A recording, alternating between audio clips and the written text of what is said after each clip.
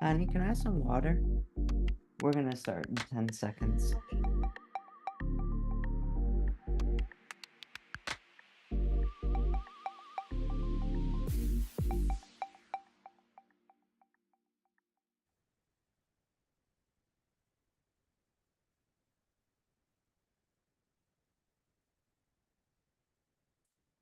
Hola, ¿qué tal? Bienvenidos al live tan esperado con Josh Rogosin. Sabemos que hemos estado esperando mucho tiempo por este live, entonces recuerden que vamos a hacer este live en inglés. Van a haber subtítulos en español para quienes quieran leer. Y bueno, pues aquí estamos. Entonces nos vamos en inglés. Espero que este live les guste mucho. Hi, Josh. How are you? I'm very well. How are you? Fine, my friend. Thank you for being here.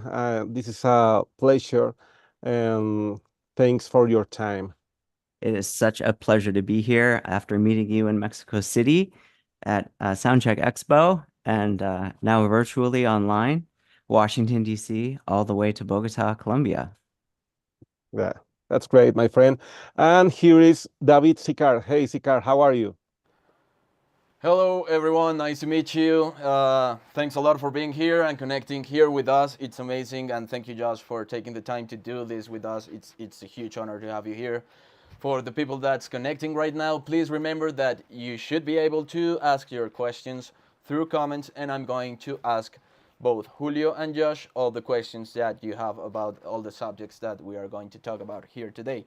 So here we have new captions on the live stream, which is great. And well, I'll just take you to the guests. Thank you, Sicar. Well, I'm very happy and very excited to be here with you online. Um, the first question that we always uh, ask is, Josh, how did you start in music? Well, I grew up in a very musical household. My parents, Roy and Eileen Rogosin, I actually am pulling up a slide of them. They were artists. My mom was an original Mouseketeer in the 1950s for Disney, and my dad would conduct music for Johnny Mathis and a number of orchestras, and he was always writing music on the piano in the house. So it was a wonderful opportunity. Um, to basically just be around music my whole life growing up. They started a little theater company in Portsmouth, New Hampshire. I moved there when I was 12 and I started performing in their theater in all these rock and roll musicals like Rocky Horror Show, and I was Tommy and Tommy. I played Claude and Hare, and that's where I really learned about harmony and um, balance and orchestrations. And because I was around music in the theater all the time, that's what inspired me to follow my dreams of becoming an audio producer. Wow, man, that's amazing. So, Sikar, can you share the screen, please? Um, so you come from a musical family. That's great. These Yes, are your parents. there's So, always sounds playing through the house, whether it's recordings or music that my dad was working on composing. It was just a really interesting place to grow up. So I don't take it for granted that my background, I was very privileged to grow up in a very creative household, and that has certainly affected how I am and how I work today. oh, that's great. And when did you begin to record and all stuff that stuff? And you're beginning with audio recording, you know. Yes. Yeah, so after I was performing in all those rock and roll musicals, uh, I ended up working on my own music, and that's when I caught the bug for audio. I got a four-track recorder, cassette-based by Tascam, the 424. This was in about 1994, and I would just record all of my own music that I would write for guitar. And that's really when I fell in love with multi-track recording, everything that Les Paul invented all of those years ago. um, I was inspired.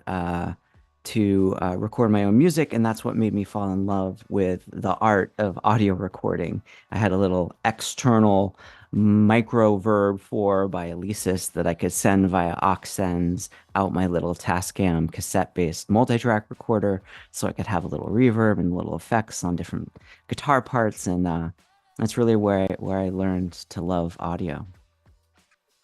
That's amazing. And I saw a picture of you with Les Paul. That's right. That's true. I could flip through.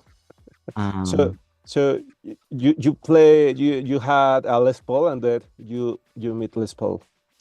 I recorded Les Paul at the Iridium, which was a jazz Wow. club in Manhattan. He would play, it may have been monthly or weekly.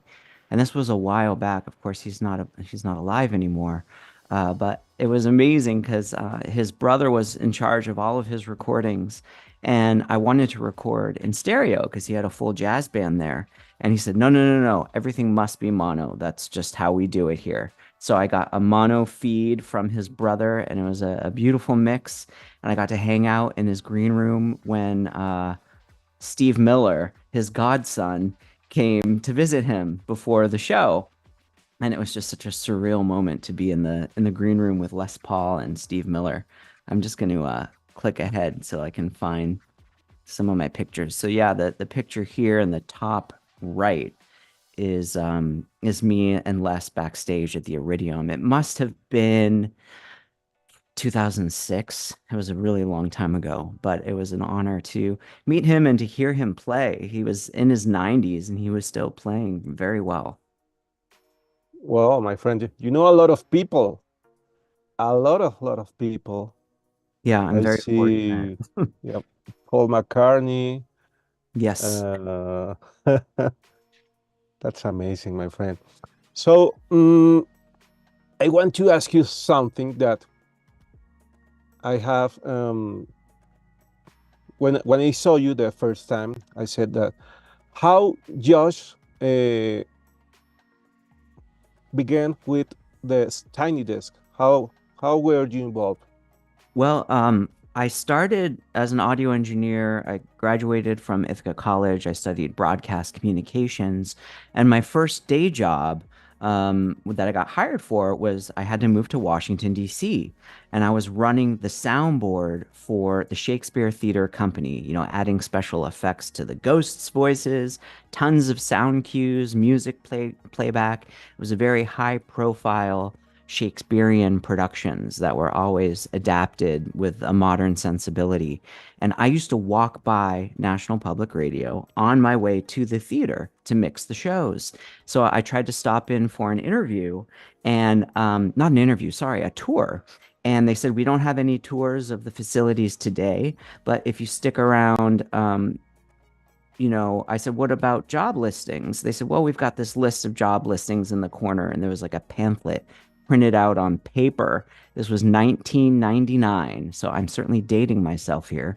And I applied for what was called a broadcast recording technician in 1999. I didn't hear back for months and months. And then the summer rolled around, and it turns out that they needed audio engineers to backfill other audio engineers who were going on summer vacations. And they had at the time about 60 audio engineers based at NPR in Washington, D.C. Nowadays, there's only about 20. So I was fortunate enough to get backfill work and then slowly transition from doing live theater, which was sort of my first passion when I was performing. I learned very quickly that I didn't really enjoy the repetition of live theater where you're doing the same show every night. I really loved the pre-production, like coming up with all the sound cues, figuring out where we're going to send audio, recording all these different things to make the show. But once the show was up and running, it was 3 or 4 months of the same thing every night, 8 shows a week. I don't know how they do it. It's incredible. So I learned very quickly that when I was freelancing at NPR, they called me in to take a multiple choice question test. I had recently graduated from school, so I knew all of the equal loudness principle and what a cardioid microphone is versus an omnidirectional microphone and all that stuff that we love as audio engineers. So I was filling in. I was basically working in a recording studio, taking in feeds from reporters who are based all over the world. And so this is a slide of a bunch of different analog gear back in, the early 2000s, where I had patch bays and paragraphic EQs and peak notch filters and a DBX 160 compressor. And everything was recorded on quarter-inch analog tape, including all of the host tracks, we call them, the actualities from the people that the reporters were interviewing, and then ambience on reel number 3 and music on reel number 4. And there would be stop and start buttons on the analog console to start and stop the tape machine so that we could play things and run them straight through live to the air if we had to. And that was all before, of course, they started using computers. I had just finished a project in Pro Tools at Ithaca College where I was doing sound production for a children's television show. And it was so funny and it was amazing because I was using Pro Tools and with time control, controlling the external Betacam video deck. And wherever I moved in my Pro Tools session, the Betacam videotape would transport to that location in time. And I got to NPR and they said, well, we're still on analog tape. We're going to be on analog tape for a while longer. And it wasn't until about 2004. So I spent about 5 years at NPR working on analog gear until they finally transitioned to digital audio workstations. So I feel very fortunate that I got the tail end of the analog world. Even though at the time I thought it was a little bit silly, I love that I learned about signal flow and, what an EQ and a compressor does using real knobs, which Yeah, most folks don't get to do these days. yeah. That's true. And what do you like more, digital or analog? Um, um, in terms of, Difficult. I mean, it is difficult. In terms of sound quality, I like them both. In terms of the amount of work that I can get done, I like digital in terms of speed and Mm. efficiency.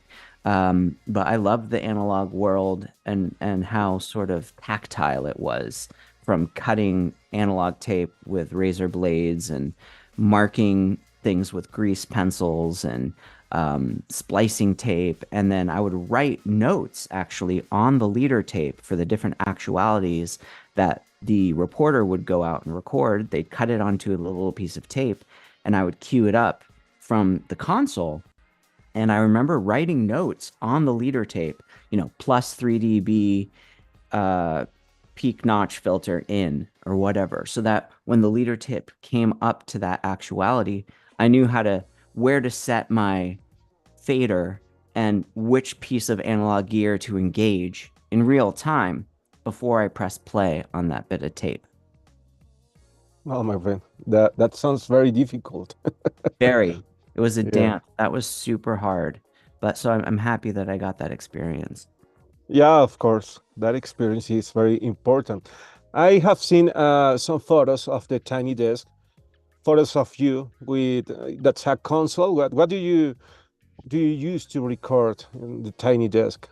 So because of my background in field sound audio production, um, I've been I'm just gonna flip forward to the photo.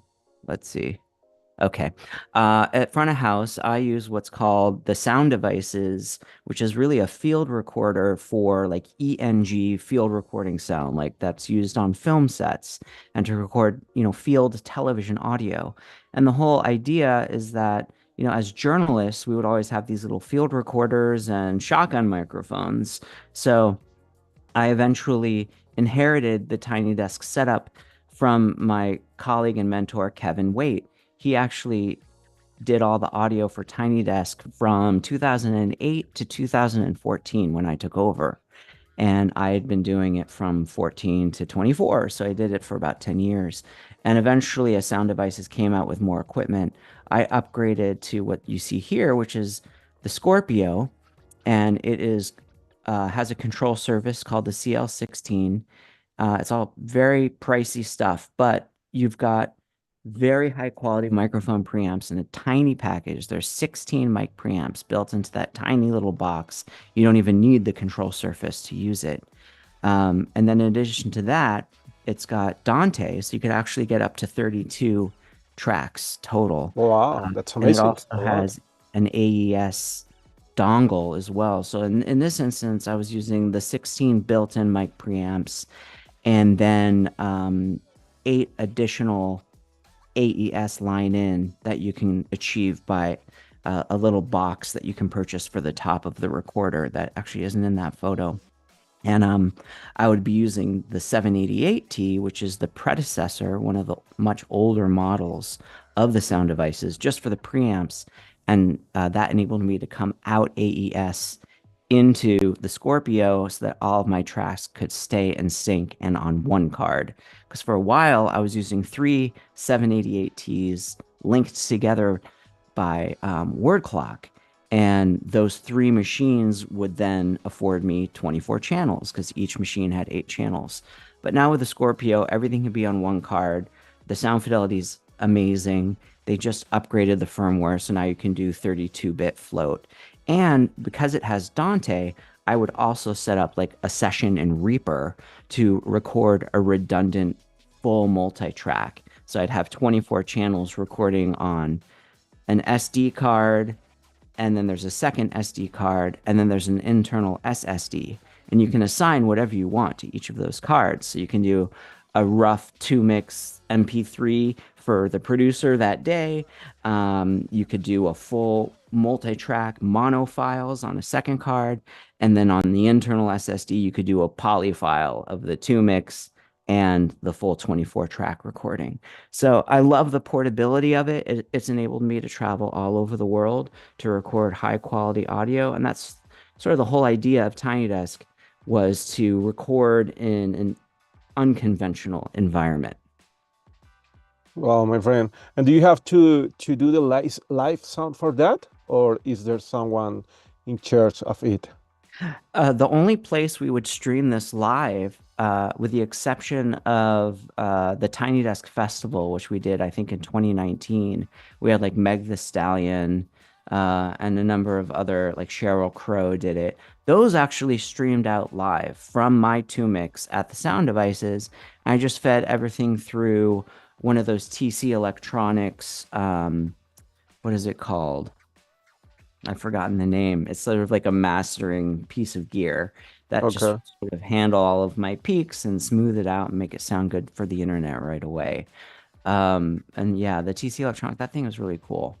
Um, and so we have done these live. And other than that, like in this instance, we were just streaming it for NPR employees. So, that behind the firewall, you can, Mm. as an NPR employee, watch these live if you're based somewhere else, which I introduced to the program once we got back from the pandemic and we were starting to record again.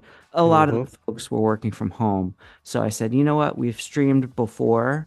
Why don't we stream for our employees? And they'll get a nice 2-mix that I'm mixing live. But then, of course, I take everything and put it in Pro Tools for mixing. That's great, but I actually feel really intrigued about the field productions you did before Tiny Desk, because I know that you actually made a lot of field recordings. And I actually have a question for both of you, because I know that both of you have actually gone to make field recordings. Which are the challenges in terms of audio engineering that you have to face on these recordings? For example, if you actually have to record and you have a bad weather or there's a lot of noise, how do you handle these kind of things? Yes. Do you want me to go first, Julio? Yeah, yeah, of course. Okay. Um, yes. So as soon as you get to a site where you know you need to record, it's often important to just listen to your environment.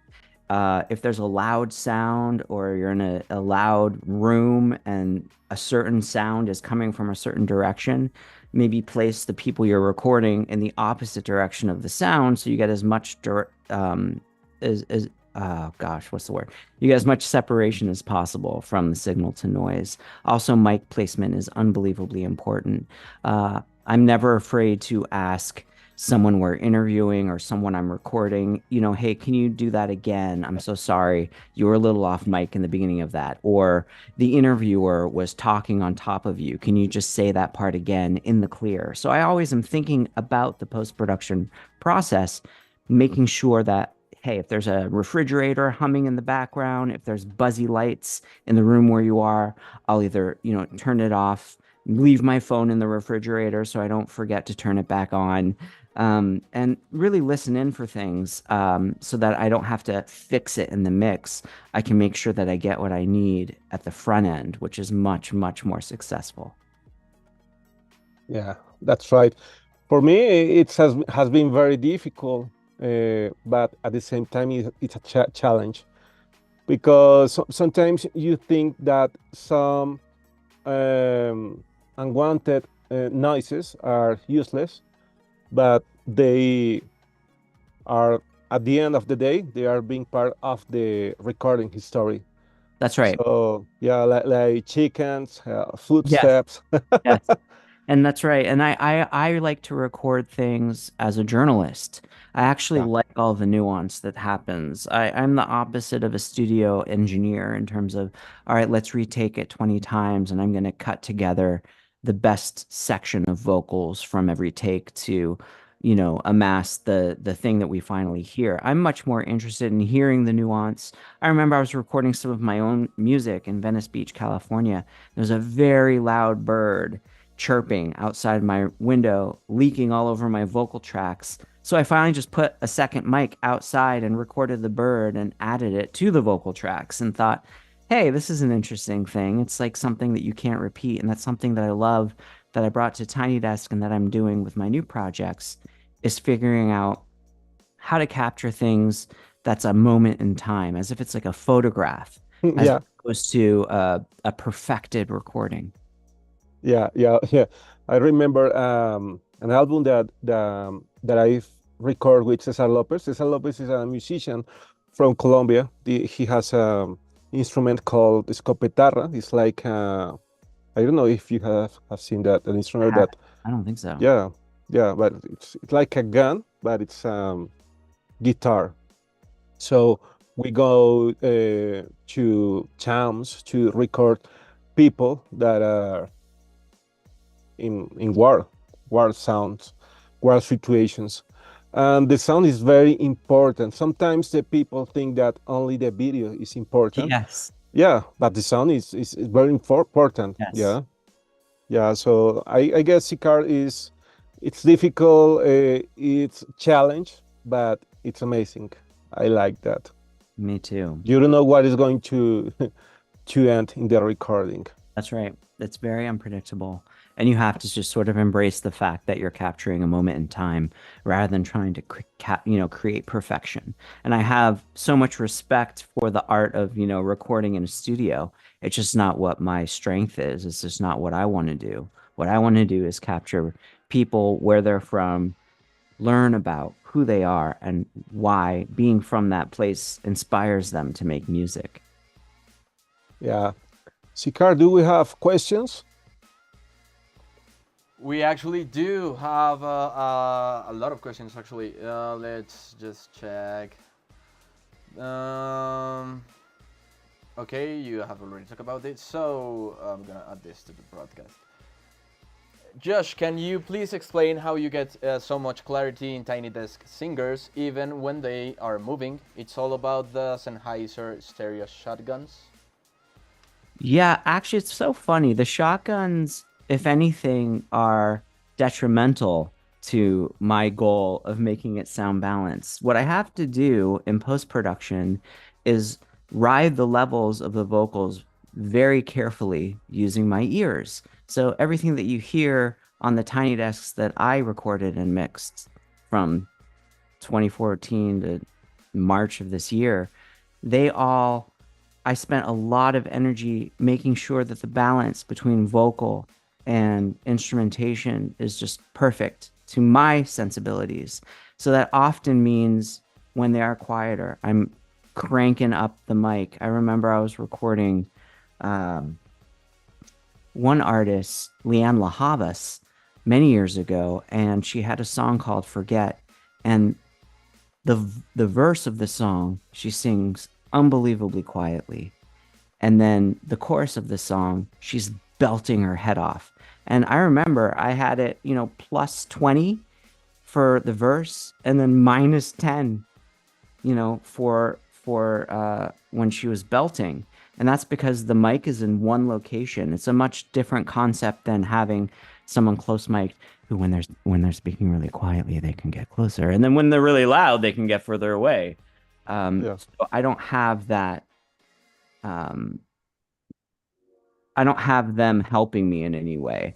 So also, in addition to that, if they're way off mic, there's an instance with Daniel Caesar and her, and I could actually play the example here. I have it somewhere, I think. I'm just gonna get over to it.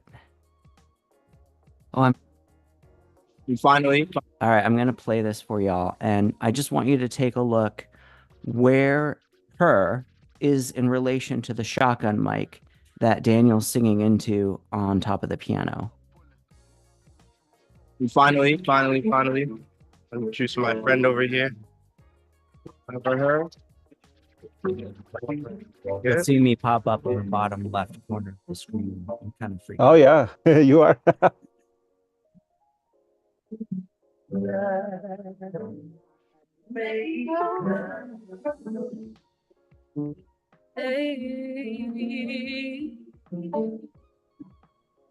You don't know, babe, when you hold me, She is in relation to the front of that shotgun mic. makes me slowly, it's the sweetest thing.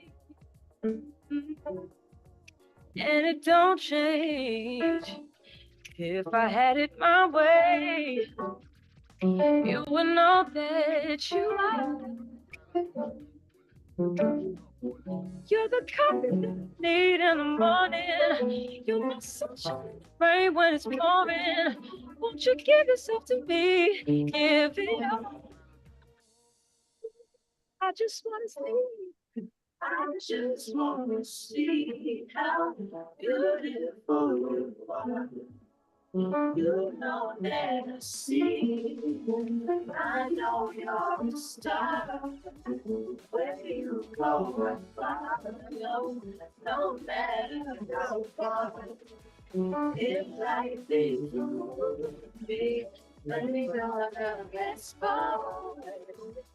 Oh, you're the best part. Oh, best part. It's the sunrise and those brown eyes, yes. So I was pretty nervous how this was going to come out. And the beauty of that MS stereo shotgun mic is that there's a side capsule that her was basically singing directly towards. So I actually for her for her solo, um, I was using the side capsule only. I don't even think I had the main MS stereo pair up very much. So here's the slide of what it looked like.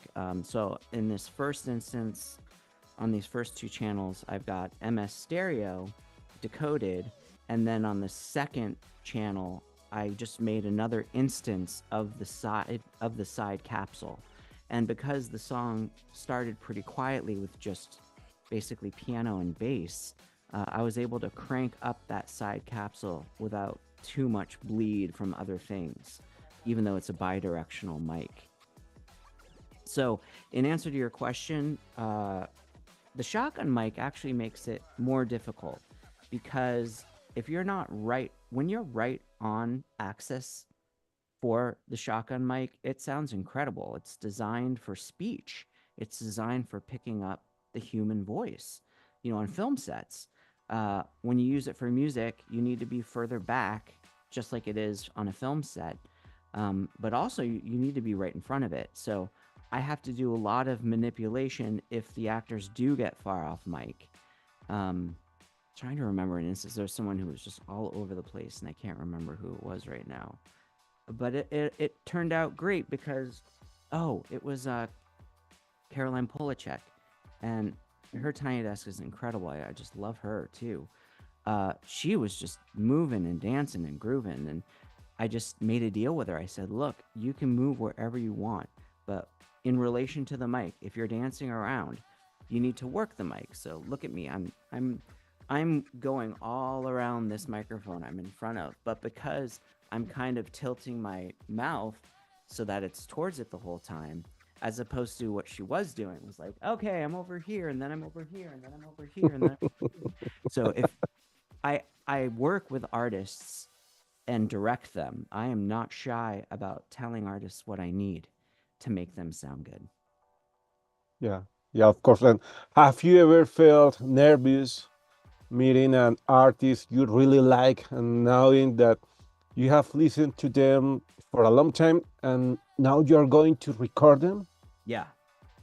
Yes. Which artist? I had an embarrassment of riches working on Tiny Desk. Well, the one of which that comes to mind is Bono and the Edge of U2. You know, they're pretty famous, and I of course grew up listening to the Joshua Tree in the 80s, and then of course I bought their entire catalog, and I had Boy and The Unforgettable Fire on vinyl. I actually brought in my Unforgettable Fire on vinyl, and they signed it. Bono crossed out the word Wow. fire. It says the unforgettable. He crossed out the word fire and he wrote in Josh. So it reads the unforgettable Josh. Thanks Bono and the Edge. And I remember when they arrived at NPR, they walked in and they beelined it. I was just with my headphones on, checking my mics and all my signals, making sure everything was cool. And Bono literally beelined it right for me at the tiny desk in my little mixing position, which I'll try to pull up a picture of where that is. Here we go. On the left there. And he comes up to me and he says, "Are you the guy?" And I said, "No, you're the guy." He was like, "How do you do it? It sounds so natural and Wow. dynamic and present, and it's so amazing." And I just said I could tell you, but I'd have to kill you. And that was just a funny little moment. But yeah, it was very humbling to get that kind of response from one of my icons. I also met Sting, and he's another. Basically, growing up in the 80s, I loved the Police, I loved Sting, I loved U2, I loved REM, and I never got to record REM, sadly, but I checked off I would say all the boxes otherwise. I wanted to record Radiohead, but we recorded The Smile instead, and I've recorded each of the members in other projects too, so I feel like I have recorded Radiohead to a certain extent. That's amazing, like a dream. Like a dream. Like a Yeah. dream. Yeah.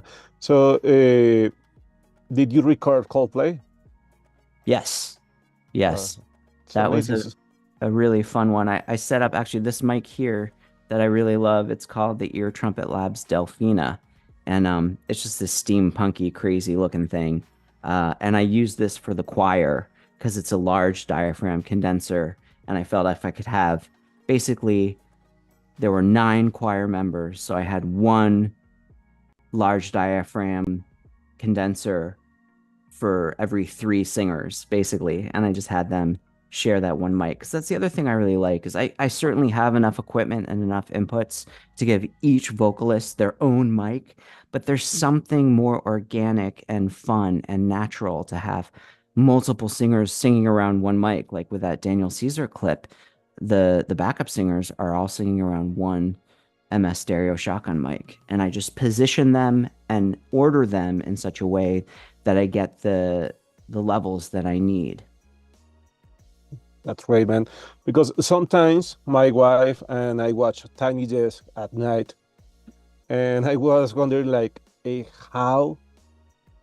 is the people, who the person is that makes that sound so good? And I have to thank you again, thank you for being here with us because you are giving us the answer. There are a lot of people connected who make audio and who are music producers. So thank you, man. Thank you. I'm thrilled to be here. I'm so happy you guys all could hop online, and this will live on so you can watch it if you didn't get to Thank you, man. the beginning. Sick, do we have more questions? Yes, we have more questions. I see you're asking actually questions about the field recording as well. So I'm going to go through the first, the tiny desk, because we are on that subject, and then I'm going to read all the other ones that comes from field recording. So from Junio Viera, he's asking, I'm curious about the mixing process of a tiny desk concert. How do you think and the mixing process? How just Okay. You have to mix the tiny desk. do you? Yeah. So You're the one who makes the tiny desk. I do a live mix in the moment, and Okay, then okay. I certainly take it, and then I transfer all the files the same exact day of the concert because we were recording 3 a week, and it was very easy to get confused. And I'm not a big note taker, so I would take the audio home, load it all into Pro Tools, and do a rough mix the same night, even if it took me until 9, 10, 11 at night, even though we recorded the show at 1, so that I would have a rough mix that I could transfer on my phone right away and start listening and making mental notes, never writing anything down. And I would have the audio playing in the bathroom. When I take a shower, I would have the audio playing in my kitchen. I would put my earpods in and walk around walking my dog. I would also listen in the car or on my bike ride to work in all these different contexts. And at any one time, I would have, about 10 Tiny Desk shows that hadn't published yet that I was just constantly sort of working on and tweaking in the background as I heard things, as I was listening to things. And that worked out really great for me. I wanted to try and show you like an example of a playlist, for example. So like on my phone, I've got QC,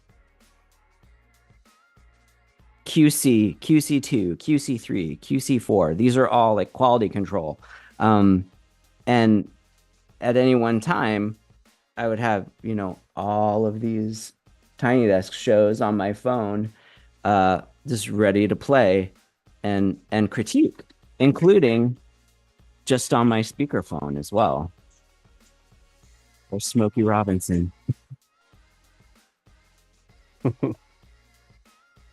So that's my process, is sort of living with my mixes for a long period of time, but doing my initial pass right away. So I remember exactly where all the instruments were, what it sounded like in the room, and I could pan things accordingly the way I wanted to, and also make creative decisions, because I don't often pan things like, okay, the horns are on the left, so all the horns are going to be on the left. No, if you have 3 horn players, of course, I'd have, the trombonist who is on the far left panned left, the trumpet player in the middle would be center, and the sax player on the right would be a little bit to the right, instead of having them all on the left side to create a stereo image of horns, so that when the tight shot goes to the horn section, you can kind of hear them in their stereo spread. So making different creative decisions like that too. And of course, using lots of EQ, riding levels like crazy, especially just every level. I'm constantly listening to all of the instrumentation, and at every moment in time, deciding when I want more guitar. Oh, Thundercat did a very cool bass lick. I'm going to crank the heck out of that, so it pops out of the mix, even if it's during a verse, even if it's during singing. If there's a moment where I feel like it can live dynamically, I'll force that into existence. I don't just let the track roll. That's great, man. Okay, amazing, Josh. Thank you very much. We do have a lot of questions, so maybe it's okay for you too if we actually take a little bit of time to go through the questions, because Faster? Yes. we have a lot of them. You need a lot of water. A lot of water. Yes. You're gonna need a lot of maybe coffee as well. Your choice. Okay, Jairo Andres is asking, which type of preparation does an artist or a musician needs to have to go to a tiny desk, to play in a tiny desk concert? someone who's from the NPR team where I'm not anymore. I'm starting my own productions moving forward. So basically, someone from the audio team has to be in love with your music and they have to have seen you live. And then there's like a panel of three people who actually decide. But it's been getting harder and harder to cut through the noise to get on Tiny Desk.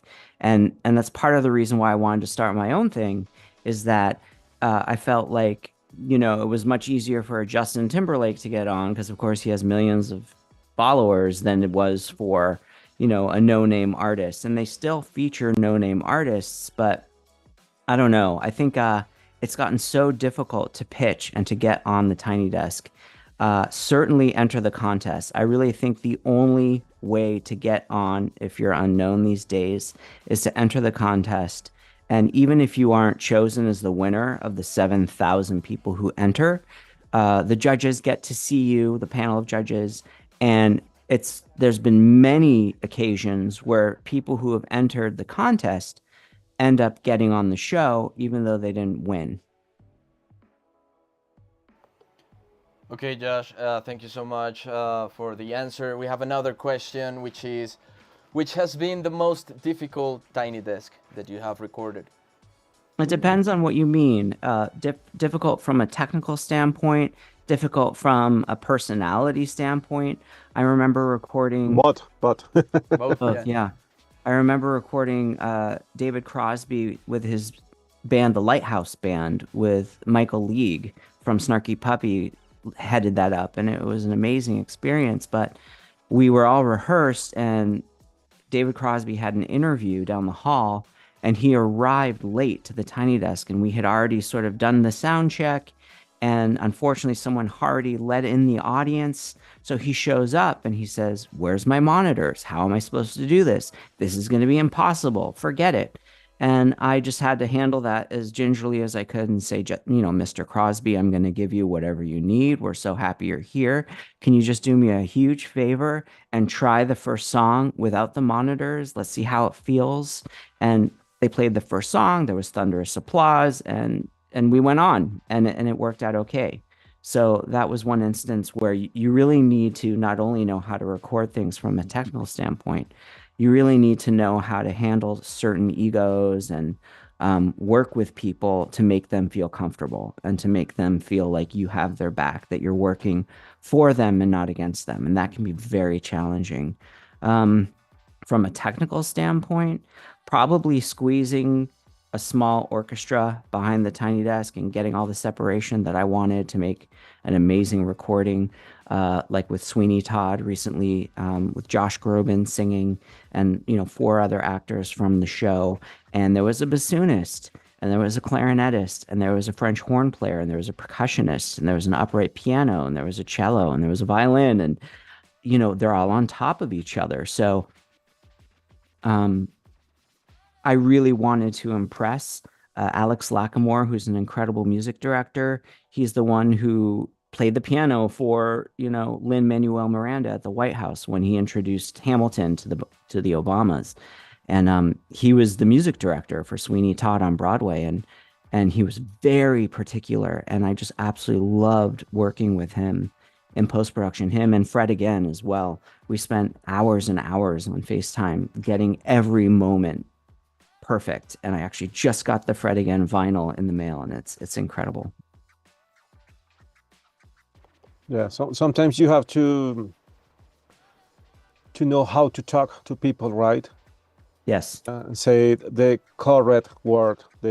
Yes, and you have to make it fun. I think a huge part of my ability to work with musicians well is to just have a good time and to joke around and to ask things that aren't about the topic at hand and to learn a little bit about these people because they're all just humans. Yeah. Yeah, that's right. Thank you. And that actually happens a lot, unfortunately, on the industry. But I actually come to see that. I don't know if this happens to you, but for example, the most successful people on the industry, the people that have already made huge things and really important things, they're actually nicer. Like they actually try to help people. they do try Usually. to help people a lot. Not all of them, but most of them. But for example, the artists that are actually rising and are beginning the process and are starting to get followers, and they have like this emotional boost of, oh my god, my song just got 1 million streams. They're I more think difficult. they're more difficult. Yeah, they have No, bigger egos. that's true. There's a lot at stake when you come to a tiny desk. It could be the biggest thing that they ever get to do, so they don't want to mess it up. And bigger artists are just like, whatever. I have like 30,000 people I'm performing for tonight. Post Malone was so nice and his voice was a wreck. And I said, man, I'm not going to put any auto tune on your voice. He's like, I know what you do, man. I'm totally into it. That's cool. Just give me another beer. And he was a nice guy. Yeah, that's true. And I think a part of being both an audio engineer and a producer is actually being able to step on the artist's shoes a lot. Yes, And try to that's understand right. that a lot of the things that happen in the scene are actually not personal, and they might just be really 100%. nervous. Yeah. So And we hope, actually yeah, we actually take some time learning that as producers and engineers, that it's not personal, and we actually need to understand that they that's might be right. having a bad day. So Yeah. we have another question here about the FOH. Do you have speakers at the concerts, like some kind of PA? Yes, I installed 6 of the super small Genelecs. I don't even know if I have a picture of them. Which Uh, Genelecs? the little ones. I don't even, the 80 somethings. I don't even know the name. Just the We have little here some Genelecs. They're very small. Yeah, the little baby ones, but I asked them Okay. The I baby asked ones. them to send me 6 of them because as I've learned over the years is that, oops, if you have more speakers at a lower volume, you can get away with turning them down. And my whole goal is that, I don't have any monitors for folks unless they're, really like Smokey Robinson. I had to give him a monitor. And I remember I set up a monitor for uh what's his name? Tom Mish. Also was just like, I can't do this. I can't do this. So I was like, all right, I'm just gonna do it. But I'm dialing in the PA, so to speak, only when we have a big band and the vocalist is super quiet and I just need them to get over the band just a little bit. So I'm using the sound reinforcement in 6 Genelecs, 3 across one side of the desk, 3 across the other side of the desk, and dialing in just the lead vocal, usually like the mid capsule only of the stereo shotgun mic I'm sending to those Genelecs just to get them above the band a little bit. And it's really the band's job to play dynamically enough and to listen to each other in such a way that's very different than they're used to, so that they have to adjust their levels to play in a way that the audience can hear things properly. And that's a huge challenge for a lot of folks, but it's a lot of fun. And why Genelecs? I just think they're nice. They're nice to me. And I asked them if they could, lend them long term, and they were willing to do it because I didn't really have a budget to work with. So I'm Okay. often working with companies saying, you might not get a ton of money, but if you lend them to us, you'll get exposure. And I'll certainly be taking photos and putting them on my Instagram and I love Genelecs because they're super transparent. Having the 3 little spots, it enabled me to focus them to sections of the audience that I needed, and they're super small. They were very low profile. I was using JBL Control 1s before that I just like found in the basement, dusted them off, and they were all blown out and not sounding great. And that's when I got Genelec involved. That's great because we are creating here at the studio an Atmos room. We have to buy everything because Genelecs are expensive. So Yes, we very. buy 1 Genelec each 3 months. Yeah. So you'll yeah, get- we it's worth have this. I want to show you this Nice. Genelecs. Yes. Oh, these are pretty big, but these Yeah. are the 80/30, I guess. Yeah, I have the 80, same sitting right in front of me right now. I have a pair for my own personal use. They are amazing. Good Yes. brand. Great Yes. sound. Yes. Thank you. So, Sick, do we have more questions? We have a lot of questions, Josh, a lot. But do. I have a question because you said that right now you are working on a project that is called Global Sound Concerts. Yes. And can you tell us more about it? Yeah.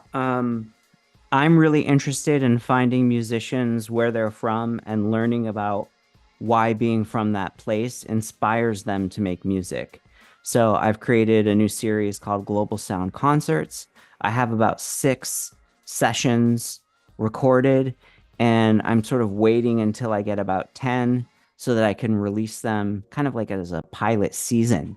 So release them once a week for 10 weeks. I'm also trying to figure out if I can get a distributor involved before I start releasing them myself. So if there's anybody out there who has any connections to the Apples and the Amazons and the YouTubes, and I think there's a tremendous opportunity to do the work that I've done at Tiny Desk, but take it a step further, learn more about culture. It's like a travel show. It's like Anthony Bourdain's Parts Unknown, but instead of food, it's music. And I think I'm just so inspired by the work that I've done so far. I can try to pull up um, an example so you guys can get a little taste of what I'm working on right now. Um, I would love for you to see it, and I would love your responses about what you think. Because I think as much as I adore Tiny Desk, um, I did it, you know? I'm ready to celebrate the world's music um, in another way as well. That's equally as.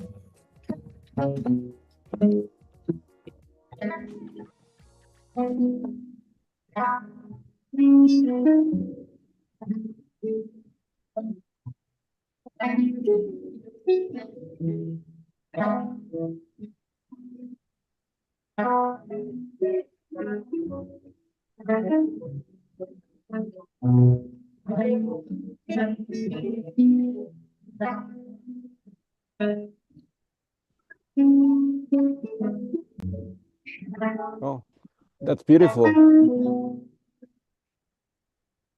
Ya no canto las coplas y duermo de tu lado. Ya no digo te amo, aunque te busquen más personas. Te intenté. So that's that for now. That's amazing, man. Yeah. Who recorded that video? Um, my partner in crime, Francesca. Oh, Francesca. Jessica Ticchioni. Yeah. Yeah, I She met her at Yes, you did. Mexico. Yes, you Yeah. did. And I've basically been doing this, uh, handing off the video oftentimes to either students that I'm working with. I went to Valencia, Spain, and gave a workshop at the Berklee College of Music in Valencia, and talked to the students about if they knew any local artists, and then I enlisted one of the students. Podré volver a perderme en los callejones de mi mente. Te lo juro que ahora piense lo que piense. Era para disfrutar de esta ciudad. And I just wanna make love to you. In the morning when the sun is breaking through, hitting pitches and tangerines. Yeah, baby, you and me. 'Cause now I just wanna make love to you, yeah. In the morning when the sun is breaking through, hitting pitches and tangerines. Yeah, baby, you and me. Frente del espejo como siempre. En los callejones de mi mente. Frente del espejo como siempre. En los callejones de mi mente, 'cause now I just wanna make love to you. So I'm trying to find sort of iconic locations wherever I am um, to to capture really special music, and it's been a lot of fun. These guys were super fun as well. Gypsy jazz.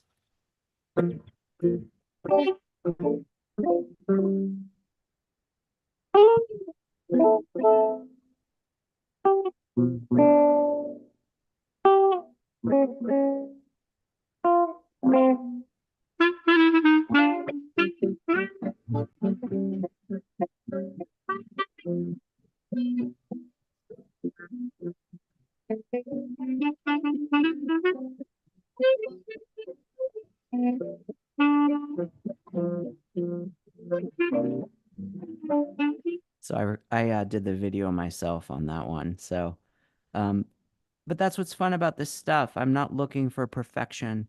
I'm just looking about into, capturing a moment and sharing beautiful music from all over the world. So that's my goal. That's great, man. And do you have an Instagram of that Yes. project? You can certainly follow me at Josh Rogosin, but the project is at Global Sound Concerts. Global Sound Concert. So everyone, please Yes, go and to there's that Instagram. Indeed, nothing's posted yet, but please be patient with me. I just want to make sure I release them in the right way. And yeah, I'm hoping to go to Istanbul, Turkey in August. I'm hoping to go record this incredible musician in Richmond, Virginia. And then I'll be in Boston giving another workshop at the Berklee College of Music. And I'm hoping to find some musicians in Boston as well. So this is definitely a worldwide investigation. That's great. And you have my word. I'm not going to rest until you come here to Colombia and record here, man. That's happening. I'm going to be in Chile in December, so I want to make myself available to go to Bogota, maybe even Lima, maybe Mendoza, certainly Santiago and Antofagasta. So I'm very, very thrilled to be on this journey. So yeah, please join me, everyone. It's going to be, I'm just making stuff that I love. And if other people love it too, I think that's great. That's great, man. We love that. We love that. And I like that what you said. You have to do what you like it, what you love. That's very important. Yeah, That's we have very one life important. to live. We have one life to live. That's right. So, Sik, do you have more questions for We do have our more questions, but I want to ask Josh a personal question, which is what motivated you to start making these field recordings, and what's the overall motivation of this new project besides, well, capturing the honesty of the song and the artist, because I feel that your work feels really honest. It's natural. It's what it is, and I feel that's great. That's actually really, really cool. So, what motivates you to make this kind of projects? Well, I think it's important to inform everyone in a very divisive world, that there are other things that exist that are beautiful. It's very important for me to focus on the beautiful things that humans can do, not dwelling on all of the problems that we have with wars and conflicts and elections. I'm much more interested in focusing on and honing in the beauty of the world. And music is something that, of course, has spoken to me throughout my life. And also, traveling to different locations and learning about other people's realities, I think, is a way that we can come together, and it can be a uniting force that's more powerful than we'll ever know. And I think, as much as I absolutely adore doing my work at Tiny Desk, I felt like I was at the limit of what I could get out of it personally and what I could contribute to the world personally. I think there's so much more. So I'm very excited for this next chapter. That's great. Amazing, And I great. saw that that you're going to give a online workshop soon, right? Yes, if anybody wants more in-depth, not interview style, but more lecture style about my Uh-huh. entire career, how I got started, the doors that I pounded on, um, how to basically do field recording to make radio and podcasts more enticing and interesting, and also learn more about my work on Tiny Desk and all the tricks. I'm going to be pulling up sessions and showing all the nitty-gritty details. I encourage you to please sign up. It's July 11th, and it's at radiobootcamp.org. And it's a class, and there is a fee, but it's very, very minimal for the amount of information you're going to receive. I'm going to be blabbing for 3 hours about my entire career and taking all kinds of questions and detailed answers the whole time. So, yep, join us at radiobootcamp.org. It's July 11th. I think the time is 1 to 3 p.m. Eastern Standard Time. That's great. Can you repeat again the web, please? Yes. Radio? Radio Yeah, Boot that, Camp. yeah, yeah. Let me see. Or can you share the maybe the screen? Yeah, I'm going to try to pull it up right now. I think that's a good opportunity to learn from Josh. Wow. Yes. Yes. And I think it's restricted to a certain number of students. So if you are interested, you'll want to sign up sooner than later because they sell out for sure. Where am I? There I am. Yeah, So yes, here is all of the info at Radio Bootcamp. And yeah, July 11th from 12 to 3 Eastern. It's an online workshop. It costs $75, and you can be anywhere in the world to attend. that's great, man. Thank you. That's Yeah, a good.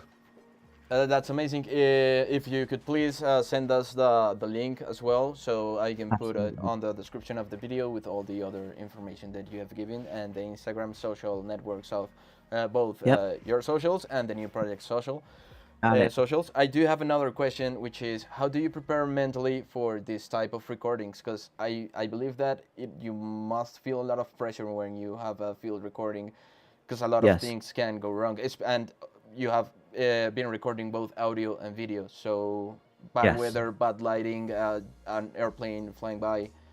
How do you prepare mentally to handle this type of pressure? I love it. I'm just so excited to go out into the world and do it. So, um, it's a lot. There's a lot of details that I need to think about in advance of heading out. What equipment am I going to need? I need to ask all the questions before the artists arrive. Okay, you're playing an acoustic guitar. Does your acoustic guitar have a direct out? Do you need an amp? Do you need power? There's just so many questions involved. How many channels am I going to need to record this properly? And including getting some ambience. So then it's just, fly by the seat of your pants and do the best you possibly can as a journalist. That's how I was always taught. Um, Prepare as much as you can, recognize that there's going to be so much thrown at you that you have no control over.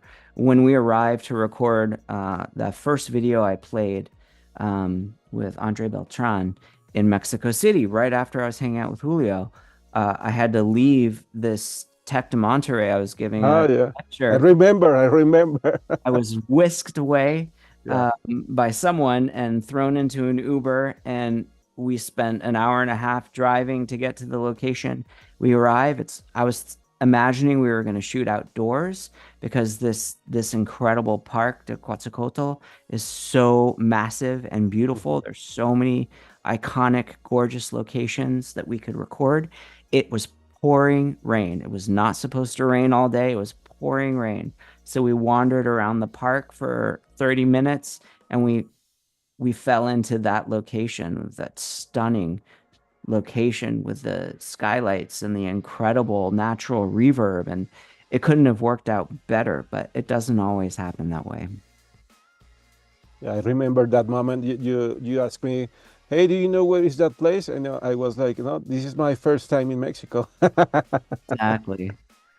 Yes. So I think it's sort of, nothing ventured, nothing gained. If you don't put yourself out there and try it, you might regret it. So I'm trying it. I'm going for it. And I really hope you guys are all going to be along for the ride.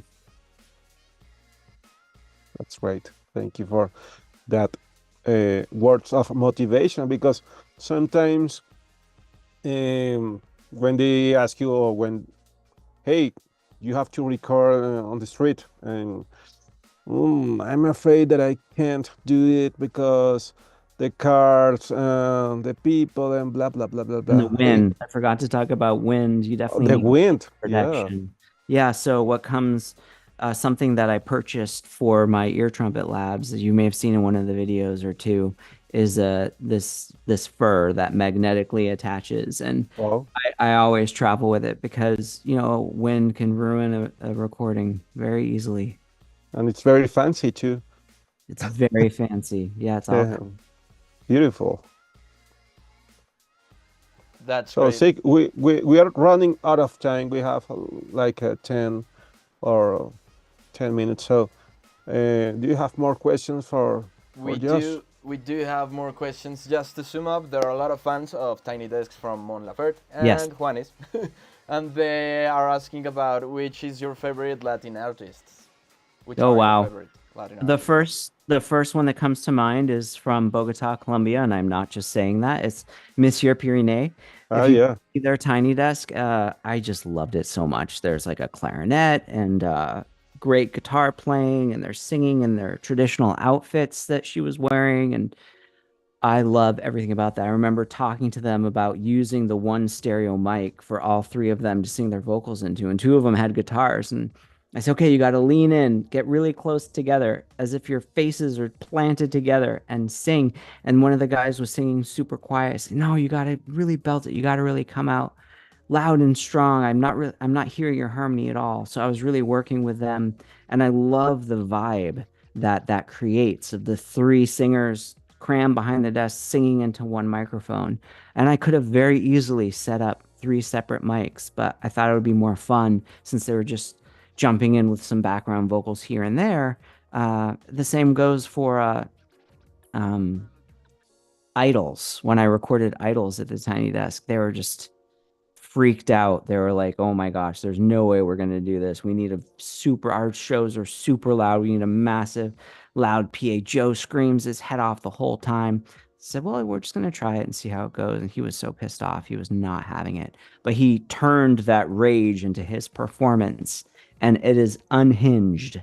It is one of my absolute favorite Tiny Desks, but it was a scary moment before we got there. Scary moment. That's great. We actually have a nice comment here. In Colombia, we also have beautiful places and very talented people for you to record on your new Yes, project. So they're asking for you. They're asking for I'm you here. coming. I'm telling you, this December, Julio, Yeah. save some couch space for me. Yeah, I have one room in my apartment. Amazing. And then we'll go off and record some amazing music someplace beautiful. Yeah, yeah. You have to come here, and I'm telling this to everyone. I'm not going to rest until you are here. You have to be here, man, You because have my word. uh, you are very important for the new generations of audio. The all the things that you have done are amazing, and thanks, man. Sik, do we have more questions? We do have some questions. We have a question on Instagram from Andrea Urrit, and she asked, "How do the location influence?" This question is about field recording. The overall sound and atmosphere of the performance. Yeah, so at the Parc de Quetzalcoatl, that place definitely influenced the sound and the vibe tremendously. Just being in that room, I was nervous about the reverb being too much. So the first 2 minutes I was there, I was walking around the whole place, screaming and going, whoo, whoo, ah, ah, ah, clap, clap, clap, really trying to figure out, is there going to be too much reverb? Is it going to sort of hinder the performance? Is it quiet in here? And it all worked out perfectly and beautifully. Yes, and also when you're scouting locations, if you're in the middle of a big city, it's okay if there's some traffic. It's okay if there's some background noise, but that critical signal to noise ratio comes into play, right? Like how much noise is acceptable? How much noise is just background ambience versus distracting? Like when I was in Valencia, I kind of turned up the ambience, even though it was just sort of city sound. And I was really struggling with the decision of, do I want to hear where they are, or do I just want to hear the music as pristinely as possible? And that's just sort of an artistic balance you have to figure out. Great, amazing. Thank you, Josh, for all your answers. We actually have here another comment from Jorge Mario Vortex, and he's Wow, saying, Jorge Mario. "Hi, Jorge. Yeah, yeah. That's the comment. Thank you, Jorge. He's saying, let's do something through AES to have you here." Yes. I'm going to AES New York. I went to AES Mexico City. I've talked at NAMM in Anaheim, California. And then, of course, I'm super excited to spread the knowledge, spread the love, spread the information. It's one of my goals, in addition to capturing beautiful music and interesting places, to learn more about those places and those people. A big goal of mine is to pay it forward, to inspire the next generation of audio producers and engineers to take chances and to just make stuff. So any opportunity that I could have to come to Bogota, and hopefully have some of my expenses covered in the process, because of course nothing happens for free. So if anyone out there has ideas on how to bring me to either speak at a university, speak at a conference, I'm more than happy to come and share all the knowledge that I have and all the experience that I have. Recording over 800 Tiny Desk concerts is one thing, but I also have a 18-year career before that, recording documentary sound in West Africa, in Cambodia, a story about voodoo rituals and festivals, a story about giant freshwater catfish that lives in the Mekong River, and just countless stories that ended up on the radio. And telling stories through sound is also my passion. That's great. And by the way, Jorge Mario is the president of AES Colombia. Perfect. Yeah, he's the right person. He's the right He's one. the right person. Yeah. Thank you, Jorge. Let me know And when you're having your conference. it would be amazing because I know that you have made workshops with students recording in Spain. So Yes, that would be great here. Thank you, Jorge. I would love it. Okay, so we have another comment here from Nisa Sopeña. Thank you, Josh and Julio. I talked with Josh for an interview for Soundcheck magazine during Soundcheck Expo in 2019. I'm a fan, Yeah. so nice comment there from Nisa. Nisa, thank you a lot for being here. And Thank you, Lisa. our time is running out, so I wanted to thank all the people that have connected. Of course, thank you, Josh, for taking the time to talk here with us today. I think it's amazing. All your stories were amazing. I actually lost track of the monitoring the the live show because I got so much into the story, so that I have to. Oh my God, yeah, I'm working. Yes. But yeah, thank you a lot. It's been great, and well, I know you're filled with amazing stories, and it would be great to have another chapter here with you as well someday. Let's do it. Thanks for having me, guys. I'm just so thrilled people want to hang out and hear all the stuff I have to say, and I hope everyone finds it inspiring, to follow their dreams. Amazing, thank you. Follow their dreams. Thank you, man. And of course, thank you to all the people that have connected to this live show. Thank you for all the people that are leaving the comments. I'm sorry, but we're actually running out of time. I know there are a lot of questions left, especially on Instagram, and I think we have some other ones on Twitch. So Chicar, they have to write the questions. So when Josh is here in Bogota, they are going to ask him in person. Okay. Yes, and I'm also happy amazing. to That hop would be on. great. Yeah. Yes, if you write all your questions down on Instagram or wherever, I'm happy to hop on and answer them as best I can. It's no problem. Oh, Thank great. you, Josh. Thank That you, would be man. great. So well, I don't know. We have some announcements to do as well. So thank you, Josh. Julio, thank you as well for creating these spaces, which I think are amazing. I'm really enjoying these spaces and learning a lot as well. So Yes, thank you, great Me Julio, too. initiative. for Yeah. creating this. Amazing. Thank Okay, you, Josh. so I'm going to start speaking on Spanish right now. Recuerden que van a poder encontrar este episodio de podcast en todas las plataformas de streaming. Para que lo tengan presente, va a estar en Spotify, va a estar en Apple Podcast, va a estar en diferentes lugares. Y nada, listo, los esperamos también para nuestro próximo Delta School que comienza este sábado. Todavía tenemos un par de cupos disponibles para los que quieran ingresar. Vamos a estar hablando sobre composición, vamos a estar hablando sobre mezcla, vamos a estar hablando sobre máster. Bueno, toda la producción, el proceso de producción. Y Julio, creo que estoy invertido. Julio pues va a ser el encargado de dictar estos cursos. Entonces, bueno, súper pendientes, los esperamos a todos. Sí, sí. Me enredo. Y listo, Julio, no sé qué más anuncios tengamos. Oh, I just want to thank Josh again and again and again, because this was amazing. You know that I have to talk to you. I love to we have you here, and we are going to have you here in Bogota. And it will be great if you come with our friend John Crivet. It will be great Yes, to yes. Let's yeah. make it So happen. I'm sure he'd be thrilled. it's going to happen. I promise. I promise, my friend. Okay.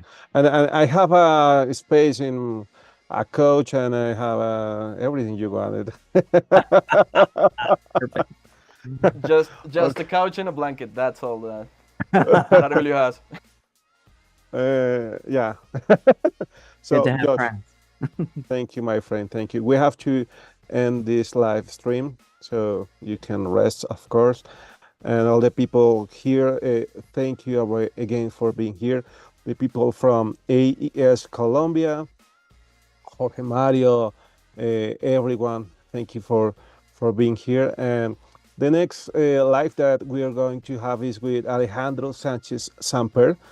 He is Colombian. He lives in the United States, and we're going to talk about how to study in other place, like the United States, how to study in audio. Okay, so chicos, gracias por estar acá y nos vemos en el próximo live. No se lo pierdan. Cuídense mucho. Chao.